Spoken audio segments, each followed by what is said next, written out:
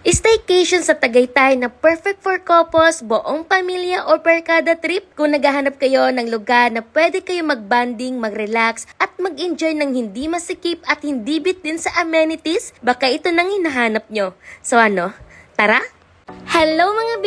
So for today's video, we'll be sharing another staycation here in Tagaytay. Dating pa nga lang namin dito, agad mong mafe-feel yung space, hindi yung tipong siksikan, talagang maluwag at presko lang sa mata. So first, ipapakita ko muna sa inyo mga B yung unang transient nila na good for 12 packs. Imagine celebrating birthdays, reunions, or simpleng weekend getaway dito. Ito yung itsura ng loob, may spacious dining area kung saan pwede kayong sabay-sabay kumain. Katabi nito ang fully equipped kitchen. May refrigerator, microwave, air fryer, toaster oven, coffee maker, plus kumpleto pa ito sa mga utensils. Makikita nyo nga rin dito mga B yung living area nila na may smart TV with Netflix at YouTube, plus free wifi. Perfect for movie night, diba? At kung gusto nyo ng mas masayang banding, may video okay from 10 AM to 10 PM at Bluetooth speakers pa. Akyat naman tayo mga B sa taas. Dito makikita ang mga bedrooms, malinis, maaliwalas at maayos ang pagkaka-arrange. Hindi lang siya basta tulugan ha,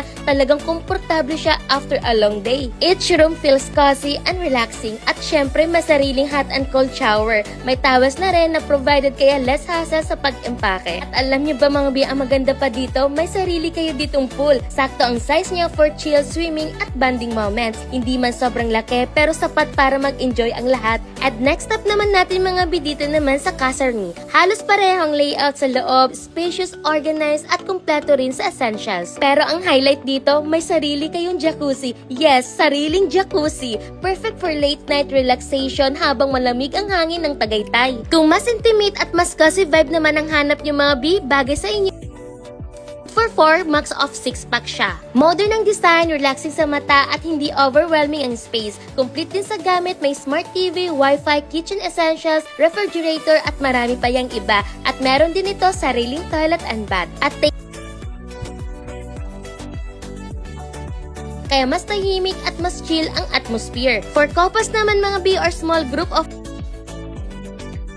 good for 2 to 3 pack siya, compact pero functional. May TV, sariling CR, hot and cold shower, kitchen basics at water dispenser with 5 gallons jug included. Kaya kung gusto niyo ng affordable pero maayos at kompletong stay, this one's a good option, tahimik, simple pero comfortable. At kung mid-size group naman kayo mga B, Casa Teresita at Casa Antonio ang pwedeng piliin. Good for 6 to 8 packs naman siya. Maluwag din ang layout, maliwanag sa loob at maliwalas ang ambience. Complete amenities din from kitchen facilities, smart TV, wifi, towels, hanggang coffee essentials, talagang ready to stay na kayo. At ang pinaka nagustuhan ko pa dito mga B, hindi lang siya basta maganda sa pictures, functional talaga siya, kumpleto sa gamit kaya hindi ka na mag-iisip kung may kulang ba. From wifi to kitchen appliances, from pool to jacuzzi options, may choice ka depende sa vibe at budget mo. Dito nga lang yan sa Piña Colina Residences, Tagaytay. Kaya kung may plano kayong Tagaytay getaway soon, this might be the sign na hinihintay nyo. Kaya naman for more inquiries, message na lang din kayo sa kanilang official page na nasa screen ko.